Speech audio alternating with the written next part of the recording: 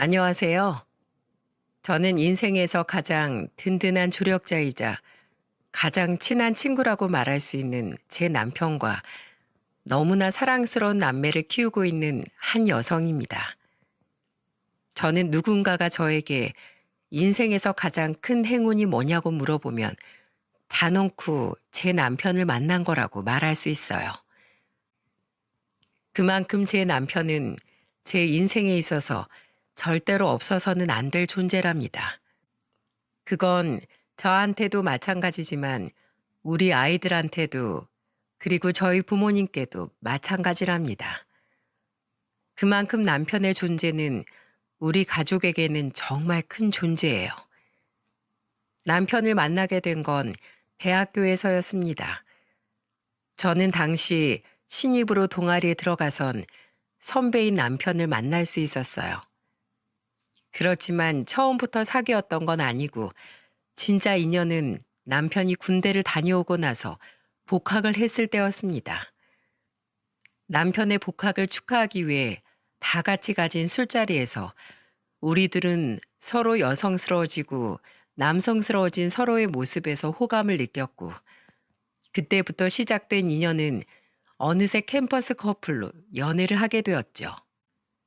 대학교에선 거의 1년을 연애를 했고 사회에 나가서는 4년을 연애했어요. 사실 저희는 서로에 대한 확신이 있었기 때문에 결혼을 빨리 하고 싶었거든요. 근데 남편에게 사정이 있어서 결혼을 빨리 하지 못하고 미루고 있었죠. 남편의 사정은 바로 시아버지가 암으로 투병 생활을 하고 계신다는 거였습니다. 처음 발견했을 때 이미 진전이 조금 된 상황이었지만 희망을 가지고 치료를 하고 있었기에 시아버지가 다 나으시면 결혼을 할 생각으로 기다리고 있었어요. 또 남편은 저랑 결혼하게 되면 혹여나 제가 시아버지에게 발이 묶이게 될까봐 일부러 결혼을 늦춘 것도 있었죠. 서로가 서로에게 배려를 하면서 그렇게 5년이란 시간을 연애를 하게 되었던 거였어요. 남편은 자기 때문에 결혼이 늦어진 게 항상 미안하다고 이야기를 했었어요. 미안해. 나 때문에 자기 좋은 시절 다 보내는 것 같아서 빨리 결혼하고 싶을 텐데 조금만 더 기다려줘. 아빠만 나으시면 우리 바로 결혼하자. 지금은 아빠한테 들어가는 돈도 많아서 경제적으로도 또 결혼 후에 당신이 겪어야 할 상황들도 만만치가 않을 거야. 그러니까 우리 조금만 힘내보자. 아니야, 난 괜찮아. 실은 나 지금도 우리가 결혼해서 내가 시아버지 병간호해도 상관없어. 근데 난 그걸 자기가 부담스러워하니까 기다리는 것뿐이야. 근데 나는 이렇게 자기랑 또 알콩달콩 연애하는 것도 좋으니까 전혀 미안해하지 마. 난 그냥 자기만 있으면 돼. 고마워, 은혜야. 대신 내가 너한테 평생 잘할게. 저희는 그렇게 서로에게 힘이 되어주며 결혼을 전제로 연애를 하고 있었죠. 그러던 어느 날 시아버지가 저희를 불렀어요. 아들, 지금 이 애비 때문에 결혼식 못 올리고 있지? 이 못난 애비가 아프기만 해서 우리 아들 앞길을 다 막는 것 같네. 너희 결혼까지 늦추고 말이야. 근데 앞으로 나도 내가 언제까지 버틸 수 있을지 모르겠다. 그래서 말인데 너희 둘 다 결혼 생각까지 하고 있는 게 맞다면 이제는 결혼해라. 그래야 나도 너네 결혼식 볼 수 있을 것 같다. 나 낳을 때까지 기다렸다간 나 혼주석에도 못 앉아보고 영영 떠날지도 몰라. 그러니까 둘 다 이제 서둘러서 결혼 준비해. 아빠, 진짜 그래도 되겠어요? 우리는 괜찮아요. 이미 다 얘기했어요. 떼끼, 당연히 우리 은혜는 괜찮다고 하겠지. 얼마나 마음이 깊은 애냐. 근데 그건 너무 우리만 생각하는 거야. 이건 다 은혜가 우릴 배려해서 그러는 거라고. 그러니까 너 늦추지 말고 결혼해라. 은혜야, 나 낳을 때까지 기다려주는 네 마음 내가 참 고맙게 생각한다. 근데 너희 둘 다 이제 나이도 먹어가는데 결혼해야 하지 않겠어? 네가 우리 집에 식구로 들어와도 내 간병시킬 일은 절대로 없으니까 그게 걱정이라면 안 해도 된다. 그러니까 마음 편히 시집 와. 아버님, 저 그런 거 아니에요. 아버님 간병이야 제가 얼마든지 할 수 있죠. 근데 저희는 둘 다 아버님 다 나으시면 그때 더 기분 좋게 결혼하고 싶어서 그런 거예요. 아니다. 그러지 마. 난 지금이 최선이다. 내일보다 오늘이 나한텐 최선이야. 그러니까 더 늦어지기 전에 너희 둘 다 쉬고 올리자. 이 애비 죽기 전에 너네 결혼하는 건 보고 싶어.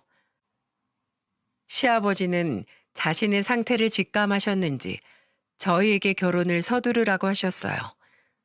그때는 이미 시아버지도 암이 말기 상태로 접어들면서 몸이 점점 안 좋아지던 때여서 저희도 그 마음이 충분히 이해가 가더라고요. 그래서 저희 둘 다 시아버지 뜻대로 결혼식을 서둘러 올리는 것으로 동의를 했지만 저희 부모님 동의가 또 필요했어요. 근데 워낙에 연애 시절부터 제 남편을 마음에 들어했던 저희 부모님 두 분 다 흔쾌히 허락을 해주셨답니다. 그래서 저희는 시아버지를 생각해서 최대한 빨리 결혼식을 준비했고 그 결과 한 달 만에 결혼식을 올릴 수 있었어요. 실은 정말 불가능한 일이었는데 마침 예비 부부가 결혼식을 취소하면서 생긴 자리가 있어 바로 올릴 수 있었던 거였어요. 시아버지는 결혼식장에 휠체어를 탄 채로 오셨고 결혼식 내내 너무나도 행복해 하셨습니다. 그리고 그게 시아버지의 마지막 모습이었죠. 저희가 결혼하고 난 뒤 2주 후에 시아버지는 돌아가셨어요. 돌아가시기 전에 시아버지는 이런 말씀을 해주셨습니다. 너희들 결혼하는 걸 볼 수 있어서 내 얼마나 감사한지 모르겠다. 난 이제 여한이 없어. 정말 고맙다. 이제 행복하게 잘 살아. 결혼식 날 이렇게 말씀해 주신 것이 거의 시아버지의 마지막 유언이 되었다고 할 수 있을 만큼 조용히 누워 계시다가 마지막에도 조용히 눈을 감으셨어요. 그런데 남편은 그리 많이 슬퍼하지 않았어요. 왜냐하면 그동안의 시아버지가 편찮으기 시작하면서부터 결혼식 날까지 정말 많이 울었거든요. 그날은 거의 양가 가족의 하객들까지 전부 다 눈물 콧물을 다 쏟아낼 만큼 눈물의 결혼식이었기 때문에 정말 후회 없이 시아버지를 보내드릴 수 있었어요. 대신 홀로 남으신 시어머니가 많이 힘들어하셨죠. 그걸 알았기에 저희 부모님도 시아버지 장례식에 오셔서는 그 슬픔을 함께하며 위로해 주셨어요. 그리고 더 의외였던 건 저희 부모님 두 분 다 장례 내내 함께 해주시면서 빈소를 지켜주셨다는 거였죠. 사실 그렇게까지 안 해도 되는 거였는데 워낙 저희 둘 다 연애 때부터 서로 잘 알아오셨던 분들이라 그런지 시아버지가 가시는 길에도 끝까지 함께 해주시더라고요. 이때는 제 부모님인데도 불구하고 참 감사하던 거 있죠.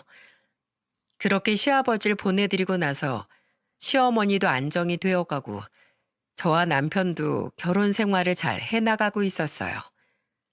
저희가 사는 집은 크고 좋진 않았지만 저희 수준에서는 잘 골라서 충분히 만족하면서 살 수 있을 만한 곳이었어요. 오히려 좁아서 둘이 꼭 붙어 있을 수 있어 좋더라고요.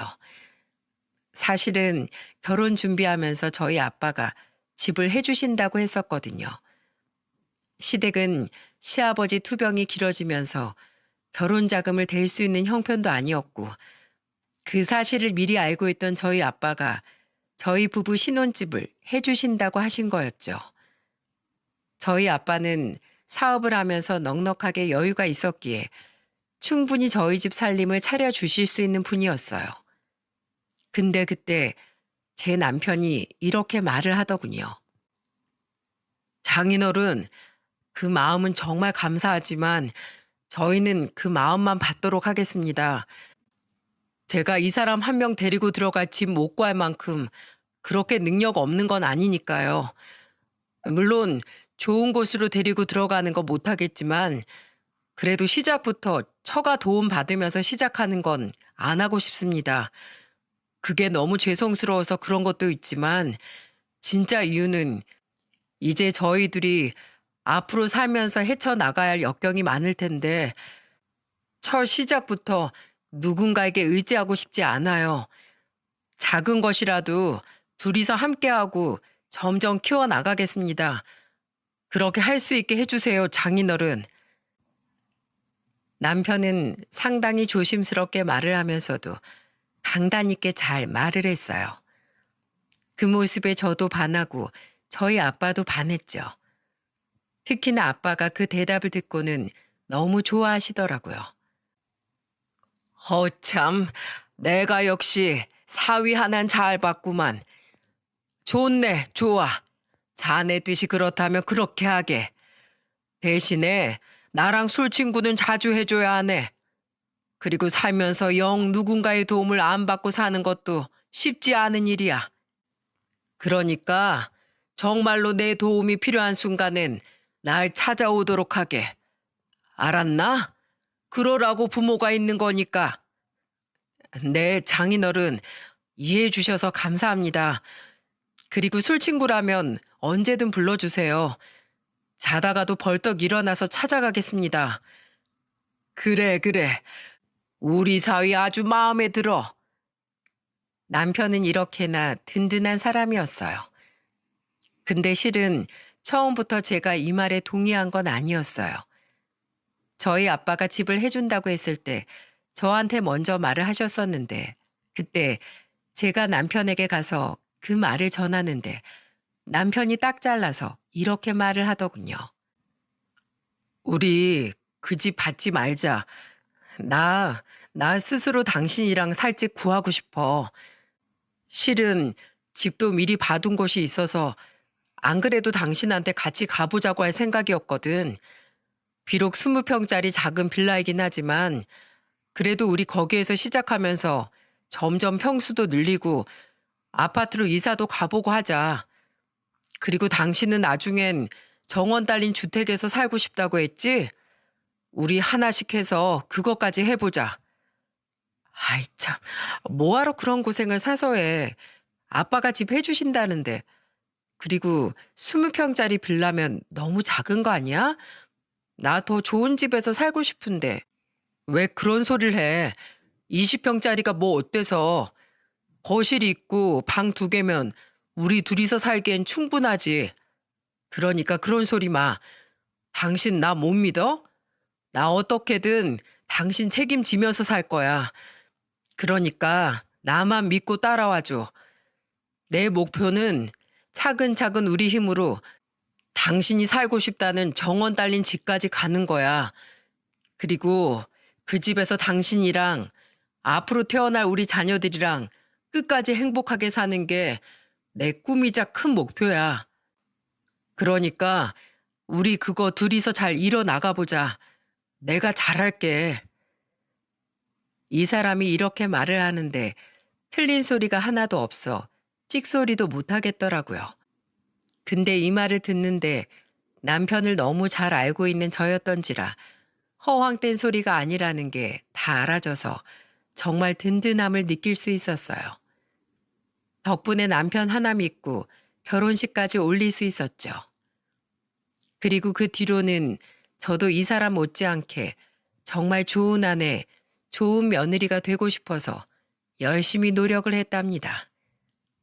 그래서 일부러 시어머니와 붙어 다니면서 정말 많은 걸 배웠어요. 특히나 저희 시어머니가 음식 솜씨가 상당히 좋으신 편이라 제가 진짜 많이 배울 수 있었죠. 어머님, 저 미역국 끓이는 법 좀 알려주실 수 있으세요? 제가 얼마 전에 남편 생일이라고 미역국을 끓여줬는데 진짜 너무 맛이 없던 거 있죠? 어머님 레시피면 무조건 성공할 것 같은데 저 좀 가르쳐 주세요. 네? 아이고, 기특해라. 너도 사는 게 바쁘면서 남편 생일 미역국까지 챙겨줬어? 알았어.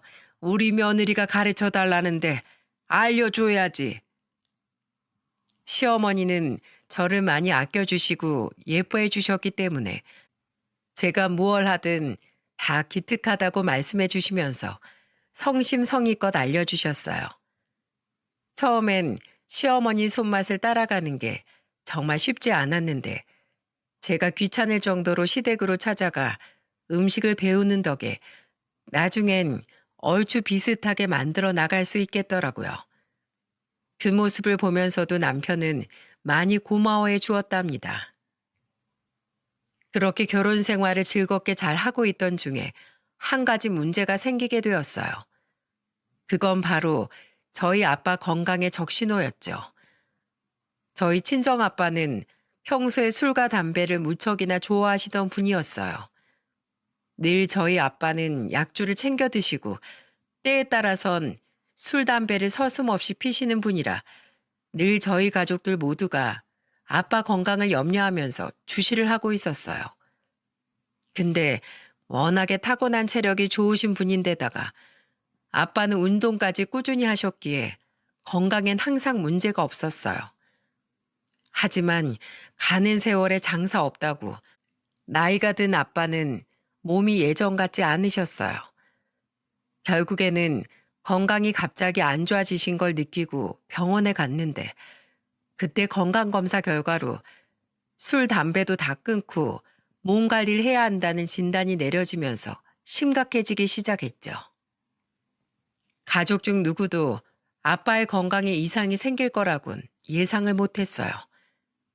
정말 술을 진탕 마시고 몸도 못 가눈 채 주무셔도 다음날 아침이면 아무렇지도 않게 일어나 멀쩡하게 일을 하셨던 분이셨거든요. 근데 그런 분에게 문제가 생기면서 아빠는 일까지 뒤로 미룬 채 몸을 챙겨야 되는 상황이 오게 된 거였죠. 하지만 아빠는 일을 바로 그만둘 수가 없었어요. 왜냐하면 아빠는 작은 사업체를 하나 운영하고 계셨는데 아빠가 대표였기 때문에 그 회사를 그만둘 수가 없었거든요. 그래서 아빠는 일을 좀 줄이고 건강을 위해 노력하는 시간을 많이 가지시기로 했죠. 근데 여기에서 예상치 못한 건 아빠가 내린 대책이었어요. 아빠는 자신의 건강을 대비하면서 회사 일까지 대비하면서 자신이 그 자리에서 내려올 때 제 남편을 그 대표 자리에 앉히는 거였죠. 이 계획은 남편과 둘이 아빠에게 불려가서 함께 들었는데 그때 저희 둘 다 얼마나 놀랐는지 모릅니다. 자네, 자, 먼저 한 잔 받으시게. 예, 감사합니다, 장인어른. 장인어른도 한 잔 받으시죠. 아, 아니야. 난 괜찮아. 나 이젠 술 끊었네. 아, 맞다. 집사람한테 얘기 다 들었습니다. 장인어른 이제 건강 돌보셔야 한다면서요. 그래, 그렇게도 했어. 그래서 말인데, 안 그래도 오늘 이 얘기 좀 하려고 불렀네. 자네, 혹시 이참에 내 회사 들어와서 일 좀 배워볼 생각 없는가? 네? 장인어른 회사를요? 그래, 자네도 알다시피 우리 큰애가 지금 하고 있는 게 있잖아. 영 사업엔 생각이 없다고 하니 자네가 내 회사로 들어와서 일해보는 건 어떨까 싶어서 말이야. 아빠의 갑작스런 제안에 남편도 저도 당황을 많이 했어요. 근데 저는 아빠가 이해가 가는 게 아빠 말대로 제 오빠는 사업에는 영 뜻이 없었거든요. 저한테는 오빠와 여동생이 한 명씩 있는데 여동생은 아직 시집을 가기 전이었고 오빠는 사업이나 회사 일과는 전혀 무관한 일을 하고 있었어요. 바로 음악이었습니다. 고등학생 시절부터 오빠는 대학 진학도 음대로 들어갈 만큼 일반적인 사회생활엔 전혀 뜻이 없었어요. 그리고 음악을 너무 하고 싶어 했죠. 그래서 대학교도 유명한 음대를 나왔는데 그 뒤로부터 앨범도 몇 개 내고 했었지만 여전히 무명으로 생활을 하는 중이에요. 대신에 애들한테 보컬 레슨 해주면서 자기 앞가림은 잘 하고 다니는지라 저희 아빠도 사업에 대해선 강요하지 않으시고 오히려 아빠의 꿈을 응원해 주시고 계시죠. 하지만 아빠 회사는 점점 더 커지고 있고 아빠 뒤를 이을 사람은 필요했기에 그 다음 사람으로 제 남편을 선택하신 듯 하더라고요. 남편은 좀 망설이는 듯 했어요. 그 당시 아빠는 운영하던 공장 외에도 다른 공장을 하나 더 세웠었어요. 그러면서 대기업에 물건을 납품하는 일을 했었는데 그 일을 남편에게 제안을 한 거였죠.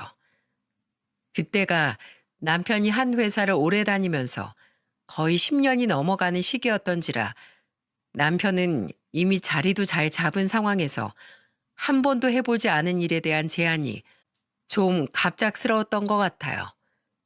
그래도 남편은 거절은 하지 않고 생각을 해본다고 하면서 고민하는 시간을 좀 가졌었습니다. 그러던 와중에 저희 첫째가 초등학교에 입학을 하던 때였어요. 남편과 저 둘 다 첫째 딸아이의 입학식에 참석하기 위해 학교를 갔는데 교문 앞에서 예상치도 못한 분들을 마주치고 말았죠. 그건 바로 저희 부모님이었답니다. 어머, 엄마 아빠, 여긴 어쩐 일이세요? 여긴 어떻게 왔어요? 우리 첫손녀 입학식인데 당연히 와봐야지. 어디 보자. 우리 예쁜 손녀, 오늘 첫 등굣길 모습이 얼마나 예쁜지 좀 보자. 아이고, 야무지게도 잘 입었네. 머리도 예쁘게 묶고. 할아버지, 엄마가 양쪽으로 머리 묶어줬어요. 오늘 예쁘게 가야 친구들도 잘 사귈 수 있다고 했어요. 그렇지, 그렇지. 우리 손녀 너무 예뻐서 친구들이 막 몰리겠는데. 저희 아빠 엄마는 너무 기특해하면서도 또 준비한 선물을 내주셨죠. 그건 제 아이의 책가방이었어요. 저희가 이미 사준 걸 메고 있었지만 아빠는 그 안에 필통부터 시작해서 공책, 연필 등 아이에게 필요한 학용품을 잔뜩 준비를 해서는 또 주셨어요. 그걸 받는 우리 딸이 또 그렇게 좋아하더라고요. 덕분에 그날 입학식은 딸도 저희 부부도 기분 좋게 보낼 수 있었답니다. 그리고 거기에 감동을 받은 우리 남편도 마음을 정할 수 있는 계기가 되었어요. 가족들 일에 하나하나 세심하게 챙기는 아빠의 모습을 보면서 배울 점이 많다고 느꼈다고 하더라고요. 난 정말 장인어른이 존경스러워. 그렇게 바쁘게 돌아가는 공장 일을 하시면서도 어떻게 그렇게 가족들 일을 하나하나 다 챙기실 수 있는 건지. 그러면서도 또 사업을 확장시켜 나가고 계시잖아. 나 장인어른 밑에서 일 배워야겠어. 내가 배울 수 있는 게 많을 것 같아. 그리고 당신도 거기 같이 다니고 있으니까 우리 서로한테도 더 좋은 시너지가 날 것 같고. 좋아, 여보. 정말 잘 생각했어. 나도 아빠가 하시는 일 조금이라도 돕겠다고 지금 여기 들어와서 이렇게 일하고 있지만 나 혼자로는 정말 역부족이었거든. 근데 나도 당신이 같이 가준다고 하니까 정말 너무 든든하다. 우리 열심히 해보자, 여보. 남편이 아빠의 회사로 들어오기로 마음을 정하고 나니 제가 다 뿌듯하고 좋았어요. 그 뒤로는 남편도 저와 함께 합류해 아빠의 일을 돕게 되었답니다. 근데 역시나 남편은 그리 호락호락하지 않았어요. 남편은 아빠 회사로 들어오게 되면서 한 가지 제안을 하더라고요. 장인어른, 제가 장인어른 회사로 들어가겠습니다. 근데 대신에 조건이 하나 있습니다. 제가 장인어른 회사에 들어가는 대신에 저 아주 밑바닥부터 시작하고 싶어요.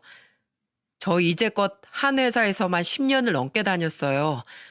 그 덕에 사회생활에 대해서 많이 배웠지만 그것도 다 제가 맡은 업무 안에서만이었지 장인어른 회사에는 별 도움이 안 될 수도 있습니다. 그래서 저 이번에 아예 밑으로 들어가서 하나하나 배워가겠습니다. 그래야지만 떳떳하게 장인어른 회사 다닐 수 있을 것 같아요. 저는 낙하산은 싫습니다. 이미 면접 없이 들어간 것만 해도 다른 사람들 보기엔 낙하산이에요. 그치만 업무 능력만큼은 제가 하나하나씩 따내서 인정받고 싶어요. 남편의 생각에 아빠는 무척이나 많이 놀라워했어요.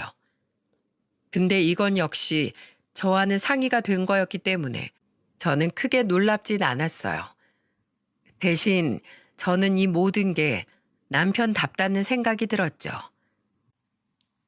자네, 내가 그거 못 들어주는 건 아니지만 자네 많이 힘들 텐데 괜찮겠는가? 네, 그럼요. 저는 괜찮습니다. 업무 하나 제대로 모르는 바보로 회사에 있고 싶진 않아요. 그러니까 허락해 주세요. 남편의 간곡한 부탁과 함께 이 생각을 꺾을 수 없다는 걸 안 아빠는 그대로 허락을 해 주셨습니다. 그리고 아빠는 속으로 내심 많이 뿌듯해 하셨답니다. 아빠는 본사가 아닌 이번에 사업을 확장하면서 충청도 아산에 생긴 공장으로 발령을 내셨어요. 그리고 자신의 아빠의 사이라는 것도 전부 다 비밀로 하고 일을 하기로 했죠. 누구라도 대표의 사이라고 하면 부담스러워하고 눈치 보며 대할 것이 뻔했기 때문에 이 부분도 아빠에게 간곡하게 남편이 부탁을 했어요. 그렇게 바로 옮겨서 시작한 남편의 아산 공장 생활은 잘 흘러가고 있었습니다. 근데 서울에서 아산까지 왔다 갔다 하는 일이 쉽지 않았나 보더라고요. 거리도 있었을 뿐더러 출퇴근길이 워낙에 많이 막히는지라 아침이나 저녁에 소요되는 시간이 너무 많았어요. 그래서 저희들은 큰 결심을 하고 주말 부부로 지내기로 했죠. 저는 서울 본사에서 일을 하고 있었기에 아산으로 내려갈 수 없어 남편 혼자서 그곳에 오피스텔을 하나 구해 일을 하기로 했어요. 다른 사람들은 주말 부부라고 하면 걱정을 많이 하지만 저와 남편은 서로를 믿고 있었고 남편의 사정 역시 하루라도 빨리 그 공장에서 적응해 일을 배워야 했기에 저희들은 그렇게 결정을 내릴 수밖에 없었죠. 남편은 주말 부부가 되고 아산으로 내려가자마자 정말 열심히 일에 몰두했어요. 한 번은 아빠한테 전화가 왔었더라고요. 그리고 저는 그 전화 통화로 인해 제 남편이 더더욱 자랑스러워지던 거 있죠. 야야, 네 남편 진짜 대단하다 대단해. 말도 마라. 거기 아산 과장이 그러는데 네 남편 아주 열심히 대단하다더라. 하루에 13시간씩 일하고 한다던데. 나이 들어가지고 막내로 들어와서 일을 얼마나 하려나 싶었는데 아주 그렇게 열심일 수가 없대.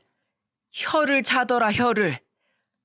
아빠, 난 우리 남편 그런 줄 알았는데 우리 남편이 원래 뭐 하나 하기로 작정하면 끝을 보는 성격이라 아마도 엄청나게 열심히 하고 있을 거야. 그러니까 아산까지 내려가 혼자 지내고 있지. 아빠는 진짜 고급 인력의 인재 하나 뽑은 거예요. 그러니까 우리 남편 월급 좀 팍팍 줘요. 230이 뭐야. 그럼 우리 제일 밑에 직원들이 월급이 다 그만한 걸 어쩌냐. 그리고 나도 애초에 월급은 더 준다고 해봤는데 네 남편이 그러지 말라더라. 하여간에 못 말려. 그래도 내가 우리 사이 때문에 아주 든든하다 든든해. 아빠는 수시로 남편이 일을 잘하고 있는지 은근히 지켜보고 있었는데 틈날 것 없이 너무 잘하고 있으니까 내심 많이 뿌듯하신 듯 했어요. 그렇게 한 넉 달 정도가 지나게 되었습니다. 남편은 다행히도 공장에 적응을 잘 해서 웬만큼 자리를 잡은 듯 했어요. 넉 달 정도면 아직 신입인데도 남편은 정말 열심히 했기 때문에 그 공장에서도 인정을 받고 자리도 잘 잡을 수 있었죠. 그런 상황에서 저희 결혼 기념일이 다가오게 되었어요. 당시는 무려 10주년이었기 때문에 그냥 평범하게 넘어가기가 싫더라고요. 근데 남편은 워낙에 바쁘게 지냈기에 혹시라도 기념일을 기억하지 못하고 있을까봐 제가 남편을 찾아가기로 마음을 먹었답니다. 남편은 원래 기념일을 잘 챙기는 성격은 안 돼서 제가 매번 힌트를 주고 아예 대놓고 알려줘야 하는 사람이었어서 이번에도 그럴 거라고 예상을 했었거든요. 그래서 날짜에 맞춰서 애들은 다 친정에다가 맡기고 저 혼자서 남편이 있는 충청도 아산으로 내려갔죠. 아산에 가서는 예쁜 꽃다발과 케이크를 사고 제가 미리 준비한 기념일 선물까지 가지고는 들뜬 마음으로 남편이 있는 공장으로 갔습니다. 거기에 남편 예쁘게 봐달라는 말과 함께 공장 사람들에게 나눠줄 간식까지 가지고 갔었기에 더더욱 떨리는 마음으로 방문을 했죠. 도착을 해서는 설레는 마음으로 공장 안에 들어서는 순간 저는 예상치 못했던 상황으로 인해 깜짝 놀라야만 했습니다. 양손 무겁게 해서 들어간 그 공장에 들어서는 순간 누군가의 큰 목소리가 들려오기 시작했어요. 멀리서 보니 어떤 사람이 다른 직원을 막 혼내는 듯 했고 저는 그 상황에 섣불리 들어갈 수가 없어 가만히 상황을 지켜보고 있었죠. 근데 지켜보던 중 혼이 나는 사람의 정체를 알게 되면서 저는 제 손에 들고 있던 모든 것을 그 자리에서 다 떨어뜨릴 뻔했어요. 왜냐하면 알 수 없는 사람에게 혼이 나고 있는 사람은 바로 제가 너무나도 사랑하는 저의 남편이었거든요. 제가 눈이 좀 안 좋아 멀리 있는 사람의 얼굴까지 확인하는 데는 시간이 좀 걸렸습니다.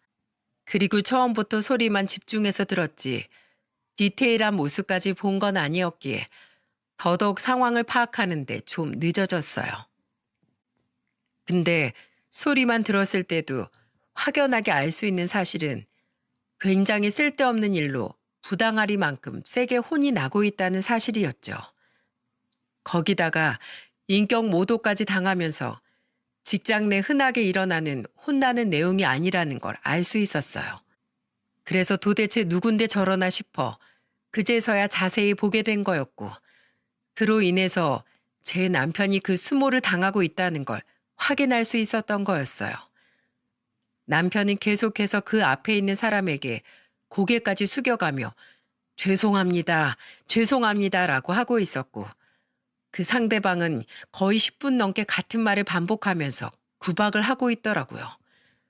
저는 당장이라도 가서 남편에게 왜 그러냐며 따지고 싶었지만 도저히 그럴 수가 없었던 게 제가 나서는 걸 남편이 원치 않아 할 걸 누구보다 잘 알고 있었기에 섣불리 나설 수가 없더라고요. 그래서 일단은 상황이 끝날 때까지 차분히 기다리고 있었죠. 근데 그 순간 저는 또 한 번 예상하지 못한 상황으로 인해 경악을 해야만 했습니다. 그 이유는 바로 남편에게 막 구박을 하던 상사가 갑자기 지 분에 못 이겨서 남편의 정강이를 걷어참과 동시에 뺨을 날렸기 때문이었어요. 전 그걸 보자마자 정말 깜짝 놀랐습니다. 거의 비명이 나올 뻔한 걸 가까스로 참아야 했죠. 하지만 그 다음 행동은 도저히 참을 수가 없었어요. 저는 남편이 맞는 모습을 목격하자마자 곧바로 달려나갔습니다.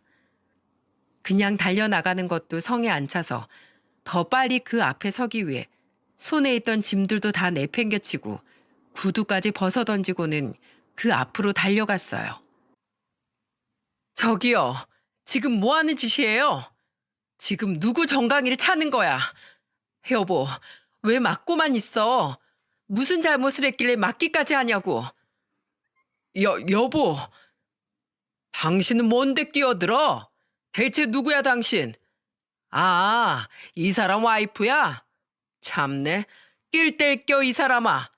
지금 내가 밑에 직원 훈계하는 거 안 보여? 남편은 생각지도 못한 저의 등장에 깜짝 놀라워했어요. 그리고 그 상대방은 저한테까지 무시하는 말투를 보이며 오히려 왜 끼어드냐며 화를 내고 있었죠. 저는 그 모습에 더 분노가 올라왔어요.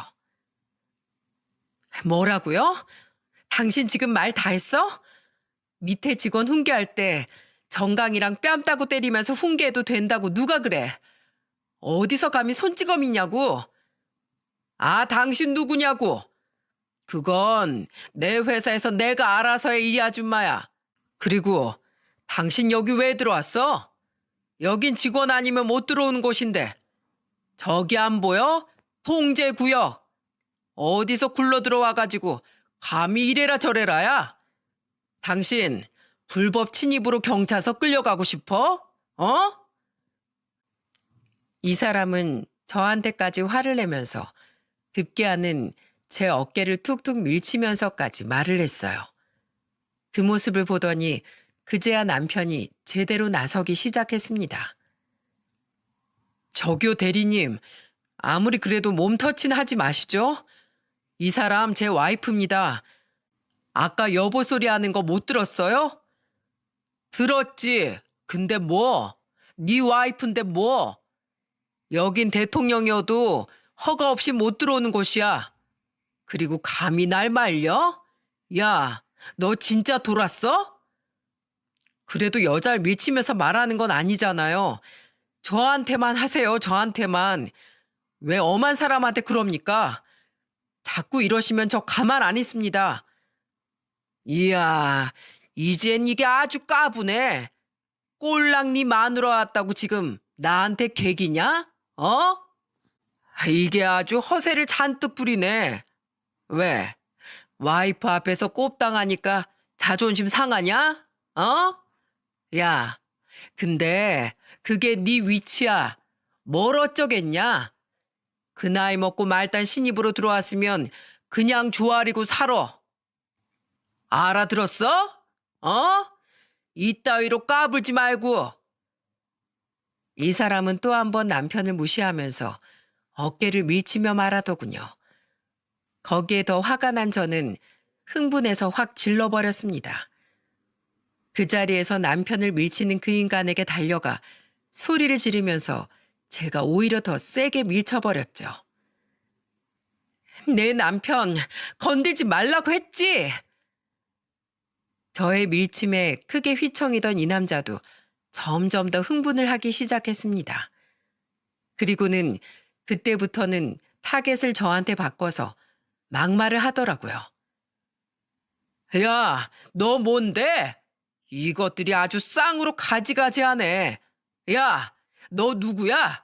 대체 누구냐고? 누군데 기어들어와서 난리야? 왜, 내 정체가 궁금해? 궁금하면 알려줘야지. 남자는 흥분해서 저한테 소리를 쳤고 저는 제 정체를 궁금해하는 그 사람에게 저에 대해서 제대로 알려주었습니다. 전 제 자켓 주머니 속에 있는 제 회사 사원증을 그 인간 눈앞에다가 가져다 대고 똑똑히 보여주었어요. 이곳은 통제구역이라 출입을 위해서는 입구에 계시는 경비원분에게 사원증을 보여줘야 했기에 마침 그걸 보여주고 나서 주머니에 넣어놓은 상태였어요. 그래서 바로 꺼내서 보여줄 수 있었죠. 그 사원증에는 제 이름과 함께 회사 직함이 적혀 있었고 그 사원증을 보자마자 그 인간은 깜짝 놀라더니 급기야는 벌벌 떨기 시작하는 거 있죠. 그러면서 행동이 180도 달라졌습니다. 아, 과장님? 네, 저 강은혜 과장입니다. 제가 본사 사람이라 몰라보셨나 본데 저 본사에서 온 강은혜 과장입니다. 아, 아니, 어떻게... 당신 여기 들어온 지 얼마나 됐어요? 당신 대리라고? 대리 정도 됐으면 여기 들어온 지도 꽤 됐을 텐데 직원 교육을 지금까지 그따위로 시켰어요? 아니지. 지금까지 회사 생활 그렇게 해온 거예요? 밑에 사람들 부당하게 갈구면서? 아, 그게 아니라 이 친구가 작업 실수를 좀 해서 실수를 했으면 그 실수한 것에 대해서만 혼을 내야지. 왜 애먼 사람을 때리냐고요, 때리길. 그리고 내가 여기 들어오면서 다 들었는데 당신 내 남편한테 인격 모독까지 했잖아. 어? 그게 어디 작업 실수 때문에 혼낸 거야? 아니잖아. 꼴 보아하니까 한두 번도 아닌 것 같은데. 죄송합니다. 제가 진짜 평소에는 안 그러는데 이번만, 진짜 이번만 그런 겁니다. 과장님. 믿기지도 않는 말을 하는 이 인간을 보면서 저는 여전히 분이 안 풀려서 이 인간에게 최후의 한 방을 날렸습니다. 그리고 역시나 그 인간은 저의 최후의 말을 듣자마자 거의 까무러치다시피 했어요. 그리고 당신, 이 사람, 당신이 그렇게 함부로 대할 수 있는 사람이 아니야. 알아? 내 남편이 누군지 알아? 내 남편, 이 회사 대표 사위야. 무려 대표 사위라고. 아니, 뭐라고요? 대표님 사위라고요? 그럼 과장님은 대표님 따님? 이제야 머리가 돌아가네요.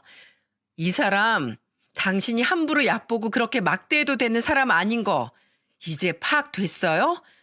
내 남편 충분히 당신 상사로 들어올 수 있었는데 밑바닥부터 배워보겠다고 신입으로 들어온 거예요. 그런 사람한테 감히 당신이 함부로 대해? 딱 봐도 자기보다 나이 많아 보이는 내 남편한테도 그러는데 그 아랫사람들한텐 얼마나 더 심하겠어? 당신, 내가 철저하게 조사할 거야. 내 남편이 지금까지 당한 수모, 그리고 내 남편 외에 다른 사람들이 당한 수모까지 내가 철저하게 조사해서 다 갚아줄 테니까 딱 기다리고 있어. 안 됩니다. 안 됩니다, 과장님. 제가 큰 실수했습니다. 제가 원래는 진짜로 안 그러는데 제가 오늘은 좀 예민한 날이라서 그래서 그랬어요, 과장님. 저 한 번만 봐주십시오. 예민하다고 사람을 쳐? 그게 말이 돼요? 당신, 내가 대표님한테 그대로 보고할 거야. 각오 단단히 하고 잘릴 대기하고 있어. 안 돼요, 과장님. 제발요. 저 처자식이 2명이나 있습니다. 아직 초등학교도 다 못 갔어요. 제가 저희 집 가장입니다. 그러니 한 번만 봐주세요. 집에 있는 제 와이프랑 처자식을 생각해서라도 좀 봐주세요. 네? 저는 막 흥분을 하면서 말을 했어요. 그리고 정말로 이 사람을 가만두지 않을 생각이었죠. 그래서 이 사람이 저한테 아무리 빌고 빌어도 꿈쩍도 하지 않았어요. 근데 여기에서 남편이 나서더라고요. 여보, 그 정도면 됐어. 그만해. 내가 작업 실수한 건 맞아. 내가 일하는 게 답답하셨을 거야. 그리고 정말 다른 사람들한테는 안 그러니까 그런 걱정은 안 해도 돼. 나도 잘한 거 없으니까 당신도 이쯤에서 그만하고 화 풀자. 어? 아니, 그럼 다른 사람들한테는 안 그러는 걸 왜 당신한테 그러는 건데? 당신보다 나이도 어려 보이는데 반말까지 찍찍해대고. 당신은 왜 이런 것까지 다 참고 있어? 나도 잘한 거 없으니까 그냥 무턱대고 그러는 게 아니고 내가 실수해서 그런 거니까. 대리님도 이쯤 하고 얼른 들어가 보세요. 여기 더 있어봤자 좋은 꼴 못 볼 것 같으니까. 예, 형님. 들어가 있겠습니다. 아무쪼록 형수님, 아니, 과장님껜 말씀 좀 잘 부탁드리겠습니다. 이 대리라는 사람은 그전까진 제 남편에게 야, 너 거리면서 반말을 해댔으면서 남편의 정체를 알고 나자마자 형님 형님 하면서 완전히 군기가 바짝 들어선 주랭랑을 쳐버렸습니다. 만약 제3자가 이 상황을 지켜보고 있었더라면 배꼽이 빠지도록 웃었을 거예요. 그만큼 우스웠거든요. 여보, 지금까지 이렇게 일했던 거야? 왜 나한테 그동안 말을 안 했어? 그리고 이렇게까지 당할 건 아니었잖아. 아유, 회사 생활이 다 그렇지 뭐. 공장 일이라는 게 그렇더라고. 하나 실수하면 일이 다 어그러지다 보니까 작은 실수도 나오면 안 되더라. 그러니 다들 예민하게 굴 수밖에 없는 거지. 그런 곳에서 내가 실수를 했으니 혼나는 게 맞아. 물론 때린 건 잘못한 거지만 나도 뭐 잘한 거 없으니까 넘어가자. 그리고 부탁인데 장인어른께는 말씀드리지 말아줘. 그냥 우리 선에서 해결하고 끝내자. 이런 상황에서도 남편은 남의 탓을 하는 게 아니라 자신의 탓을 하는 걸 보면서 진짜 대단하다는 생각이 들었어요. 게다가 남편은 그 사람에게 처자식이 있는 것까지 다 생각을 해서 저한테 그런 부탁을 했던 것 같았어요. 역시나 남편이다라는 생각을 하게 되면서 또 한 번 남편에 대한 존경심이 생겨났죠. 그렇게 그 사건을 한 번 넘긴 뒤로 남편의 회사 생활은 이전과는 완전히 달라지게 되었어요. 저희에게 호되게 혼난 그 대리라는 사람이 공장에다가 남편이 대표의 사위라는 사실을 다 알렸기 때문에 그때부터는 다들 남편에게 엄청 잘해왔었거든요. 근데 남편은 그걸 상당히 난감해하고 부담스러워했어요. 왜냐하면 주변에서 남편에게 잘 보이기 위해 노력하고 아부성 멘트를 날리는 사람들이 많아졌거든요. 그래도 긍정적인 부분은 남편이 나이 들어 늦게 신입으로 들어왔다고 무시하던 사람들이 은근 있었는데 그 사람들의 태도까지 싹 바뀌게 되면서 비꼬고 꼽주는 것이 아니라 정중하고 깍듯하게 업무에 대해 알려주었기에 남편은 1년 반이라는 짧은 시간에 공장의 전반적인 업무에 대해 다 파악을 할 수 있었어요.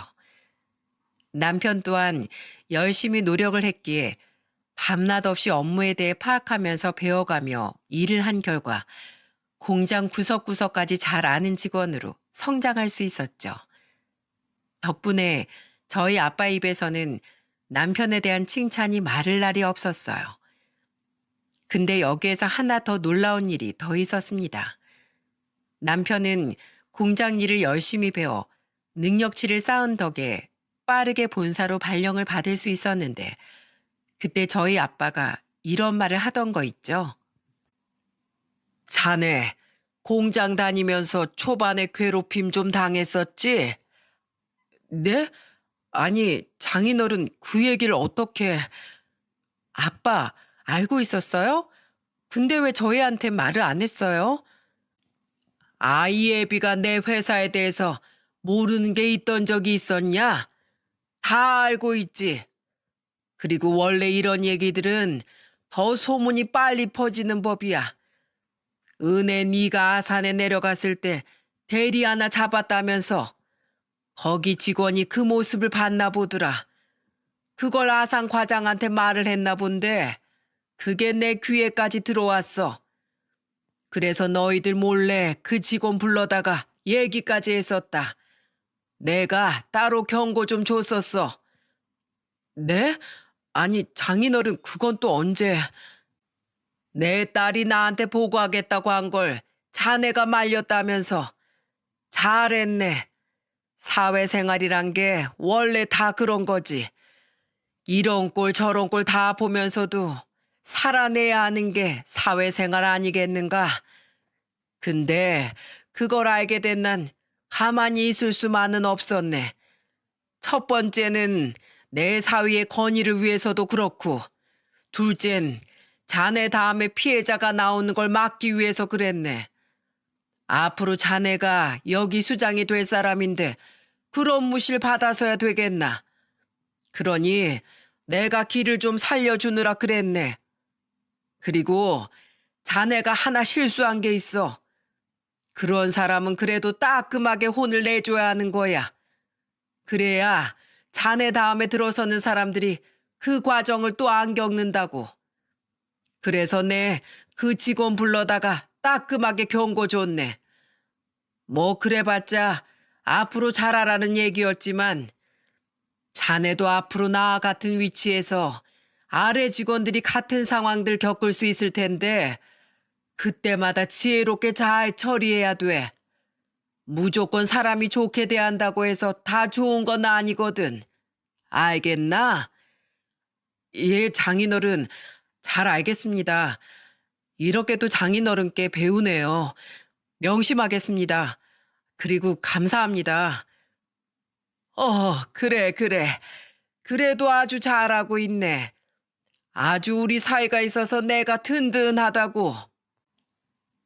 그렇게 남편은 또 한 번 아빠한테 인정을 받을 수 있었답니다. 모든 것이 다 저한텐 고맙고 감사했어요. 제 남편은 아빠에게 인정을 받고 또 아빠는 제 남편에게 존경받는 직장 상사이자 장인어른이 되었기 때문에 이 둘을 지켜보는 게 너무 뿌듯하고 행복했어요. 그 뒤로 남편은 본사에서 일을 하면서 서울과 아산 공장을 담당하는 총 책임자 역할을 맡아서 하게 되었어요. 공장의 전반적인 시스템에 대해 다 파악이 되어 본사에서만 일을 하던 우리와는 또 다른 차원의 업무 능력을 보여주고 있어서 아빠가 매우 흡족해 하고 계시답니다. 그리고 본사에서도 인정을 받고 있는데 이게 다 남편의 좋은 인성과 성실함 때문이 아닐까 싶어요. 그만큼 남편은 자신이 대표 사이라는 위치를 드러낸다거나 그걸로 유세를 떠는 것이 아니라 어떤 직원들과도 다 동등하게 회사 생활을 하려고 하고 또 본사 일도 열심히 배워가면서 그렇게 아빠의 든든한 조력자가 되어주고 있어요. 게다가 제 남편을 막대했던 대리와도 이제는 사이가 다 풀어져서 그 대리라는 사람이 지난날의 어리석음을 후회하면서 충분히 제 남편에게 잘하고 있더라고요. 그리고 남편이 그 일 이후에는 밑에 사람을 어떻게 대해야 하는지에 대한 교육도 단단히 시켜놔서 지금은 밑에 직원들을 하대하는 것이 아니라 같은 직원으로서 존중하고 배려하며 일을 하는 사람으로 바뀌었다고 해요. 그것뿐만이 아니랍니다. 남편은 공장 사람들의 경조사까지 다 챙기면서 정말 좋은 상사가 되었죠. 그걸 보면서도 역시 회사의 수장이 될 만한 자질이 충분하다는 걸 느끼고 있답니다. 또 그건 저만 느낀 게 아니라 아빠도 함께 느끼셔서 남편에게 조금씩 자신의 일을 맡기면서 점차적으로 회사 내 입지를 늘려주고 계시는 중이랍니다.